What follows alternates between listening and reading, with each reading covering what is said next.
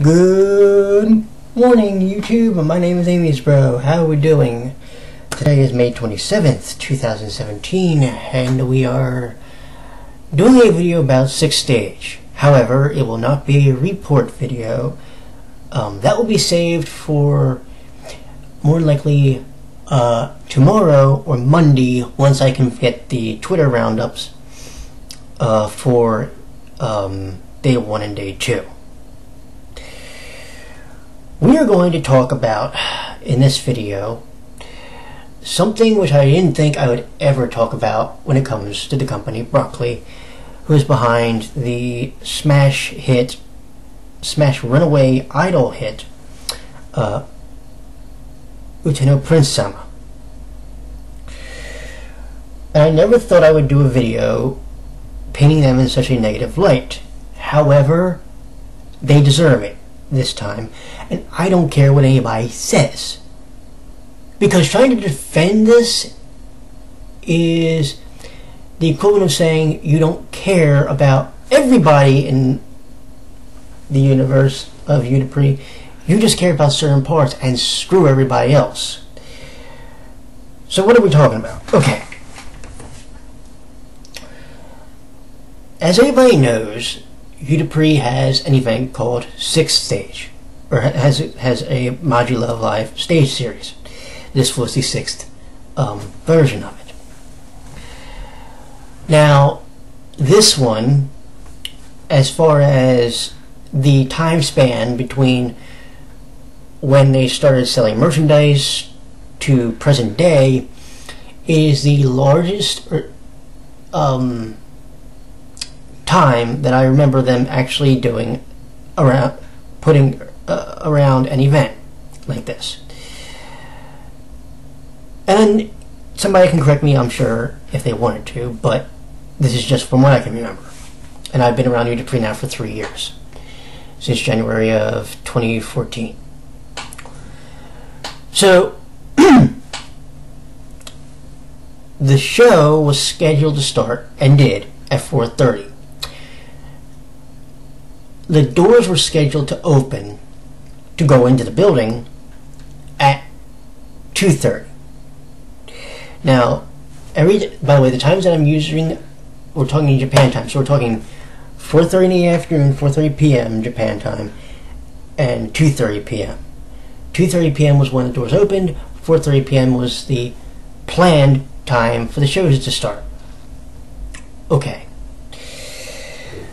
Well, apparently there was an issue with people getting their wristbands and their tickets and whatnot for the show, and their IDs.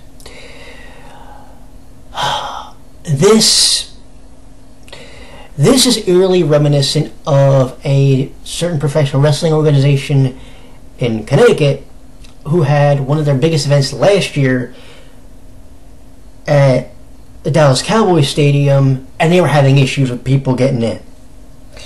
Now, they're a multi-billion-dollar organization. You all know, for those who live in America, you know who I'm talking about. And maybe people that live in Japan and other parts of the world, you'll know who I'm talking about. But they had this big event, and there were people that were having issues getting in because of tickets and everything else, and the machines weren't working, and a whole bunch of malarkey.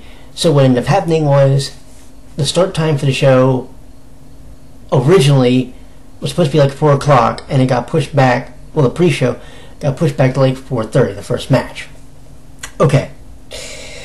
Eventually, when they started, though, they had like a half. They had maybe like a quarter-filled building when they did the first match for this particular program. Now, think about how big the Dallas Cowboys' new stadium is. It can fit, I want to say, close to 100,000 people, if not over. Okay?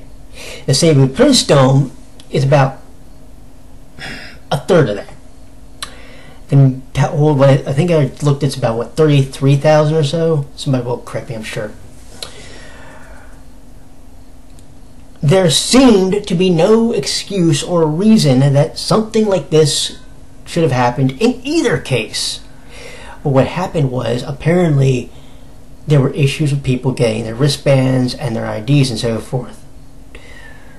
Okay. That is one problem in and of itself. And this is it. And by the way, just so we're clear, this isn't Broccoli's first rodeo. This is their 6th time doing the show. And it's at a venue which is actually smaller than the Saitama Super.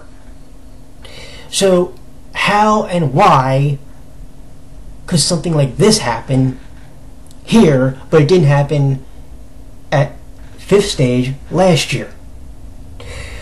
Now it gets even better.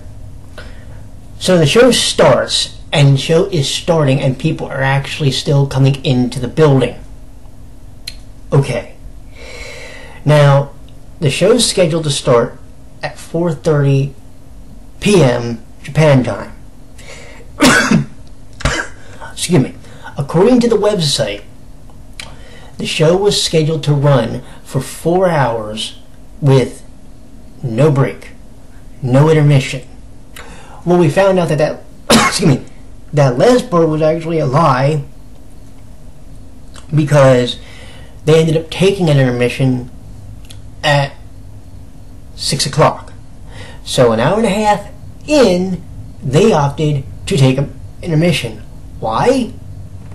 Don't know. Here's what ends up happening, though. A portion of the songs, namely the solo songs for Heavens, got cut. Heavens, according to the set list that I was given, or that I've seen, performed Heaven's Gate, which originally wasn't on the set list. Originally the set list said Immortal Inferno and Heavenly Parade. Heaven's Gate, the beginning of the legend, the 7-person song, wasn't even on the list. When you look at the actual set list, according to what I've seen, Heaven's got Heaven's Gate, the beginning of the legend, and Heavenly Parade. Why didn't they get Immortal Inferno? That was a song that was actually performed at during the 4th season, correct? I heard from people when I said that why don't they get to perform Heaven's Gate? Well, they didn't perform that during season 4. Okay, fine. In the end, that did get performed, though. Now, here's where it gets curious. So, Starish got to do the duets with Heavens, and they got to do their solos. Interestingly enough, though, Heavens didn't. At least during day 1. Now, whether or not they'll get to do them today, or whether they're actually going to literally repeat the set list from yesterday, I have no idea. But to me, it works like this. If Heavens got their songs cut for day 1, their solos, Starish, as a make-good, should say to them, okay, look, because of problems that happened yesterday, we're going to give you the chance to do your solos today. Then what they can do, and I don't know how you would do it, is basically superimpose the 2 days merge the 2 days together so that the set list looks like nothing was ever missing. What was interesting, though, was apparently Legend Star got done twice. Why? Why not just once and be done with it? Like, here's what's funny to me. You're going to do that song twice. You're going to completely cut out Heavens' solos. But Starish gets theirs. Quartet Night gets their songs, which there were people who were actually surprised because of how new they were. The most recent CD came out just a few days ago. So, essentially, if you ask me, And let's forget what the announcement that there was an announcement, because I'll talk about that once I have like all the official news from the thing, from the Twitter roundup. But it shocks me that Broccoli would allow something like this to happen. You coordinate this show every year. This is your 7th time doing it. Or excuse me, 6th time doing it. This is your 6th time doing the stage. And you have this disaster which occurred. I don't care what anybody says. You can tell me the show is actually really good. But the problem is, you didn't deliver a lot. Now, again, they could rectify everything in today's show. I don't even give a damn about the major announcement, because to me it's not exactly that major. What's it going to be? 95% stars, and the other groups just get like scrap time? Unless it leads, please wait. Unless it leads to a 5th season, I really don't give a fuck about it. I'm just telling you now.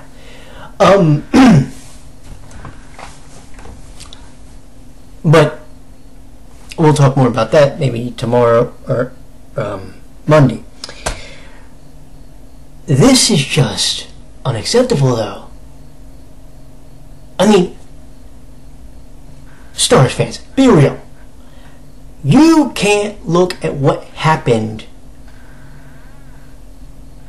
at 6th stage on day 1 and say you're pleased with it. Well, maybe you can if you know for a fact that you're happy that Heaven's gonna get their solos, even though, let's be real,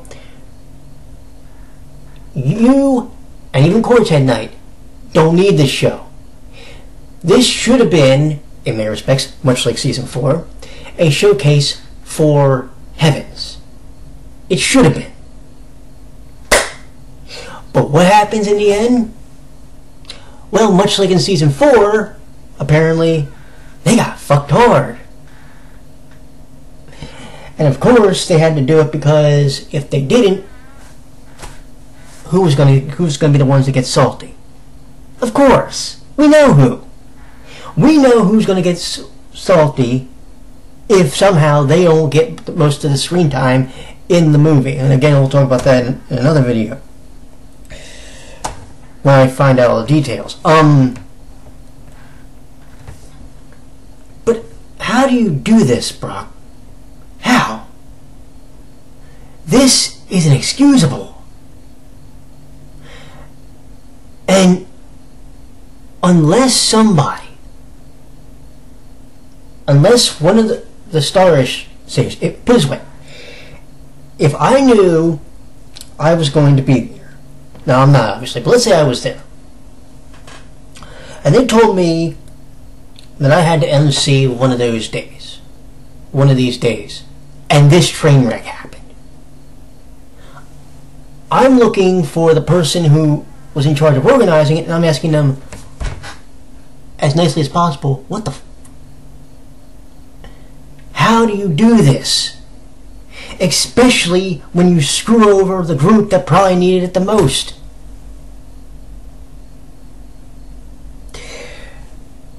It doesn't make sense, Broccoli. But of course you don't care.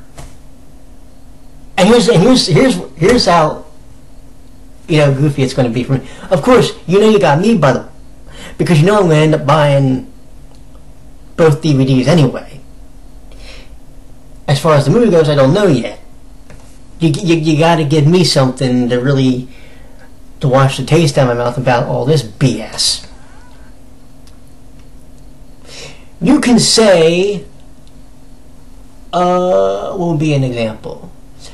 Say it's the 7th anniversary in June, which is in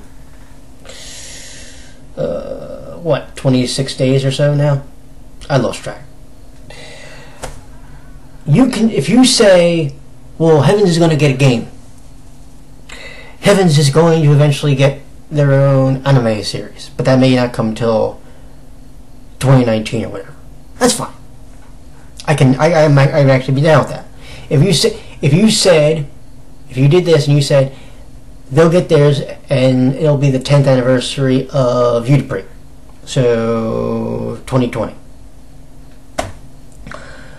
I'd be fine with that. But you gotta give me that. You gotta show me something that you're actually willing to do and make good to the Heavens fans that may feel they got screwed if you don't make up for it in today's show. But you have to make good on it. And I honestly don't know if you are going to. Now, people say, well, they are pushing merchandise for them. Okay. But when you do what you did at day one, and it's essentially hopefully not going to be a repeat of day two, that's a problem. And it's a problem that should be addressed. When they all walked to the back, after day one, they all needed to go find management and go, what the hell happened? And hopefully fix the problem. Starish should willingly say, we will give up our spots for day two so Heavens can get their solos in because they didn't get to do them in day one.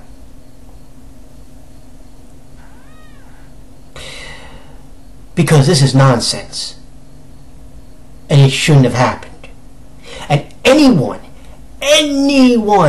that tells me otherwise, I will tell you now that you don't give a damn about Udapre as a whole. You just cared about one group. See, people will think because I'm bitching strictly about what happened to Heavens that I only care about them. No, this entire show was a train wreck. From what I'm understanding, the entire damn thing was a train wreck. From the people having issues coming in to all these other things that happened, and it's just like, how do you let this go on your watch? And no one said, we have a problem before the show went on there. That's unacceptable. You have one of the premier idol animes out there right now. It is a series that has run for 52 episodes. 52 episodes and an over. We'll talk about the other news again in a later video. And this happens. Aren't you in the least worried about the reputation you could have ruined because of your ineptitude and your carelessness? Something to think about, guys and gals, and I really don't think anyone's thinking this through. If the only thing you really took out of the day was the announcement instead of the dumpster fire that happened before that, then you clearly don't care about professionalism. You just cared about that. See, I would have cared about that announcement, and we would have talked about it in the video. Now it's going to have to wait until hopefully everything from day one gets rectified in day two. But maybe that's just me. Maybe. I'm sorry, I'm just all for professionalism and respect for your audience. And when you tell the audience you're getting a 4-hour show and there's going to be no breaks, and then it turns out to be a break anyway, and you're starting to show and people are filing in, that's a tough one, man. That's a real tough one for me. But what do I know? I'm just someone who has been enjoying Udapre for the past 3 years, and I hope to continue to enjoy it. But my God, wake up, people! This can't happen again. It just can't. Now I'll say this and then I'll sign off. Maybe, if the next part of Udapre's expansion involves Heavens, and let's say just Heavens and say Quartet Night, or even just Heavens, and we can start to rebuild it,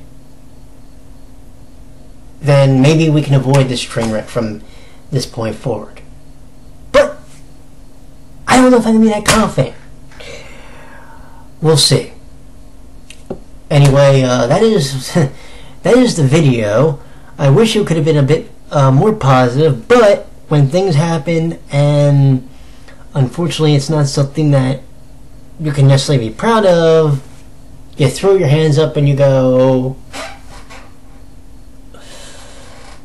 And I said on Facebook and Twitter I was going to rip them a new asshole. Well, congratulations, for the first time ever, Broccoli tried it. They tried booking or creating the worst day one of a stage ever. And you know what? They better be glad that there's probably people in the Western fandom that really don't care about the train wreck. They just care about what news they got. I'm sorry. I have to look out for everybody. Take care, friends. Bye-bye.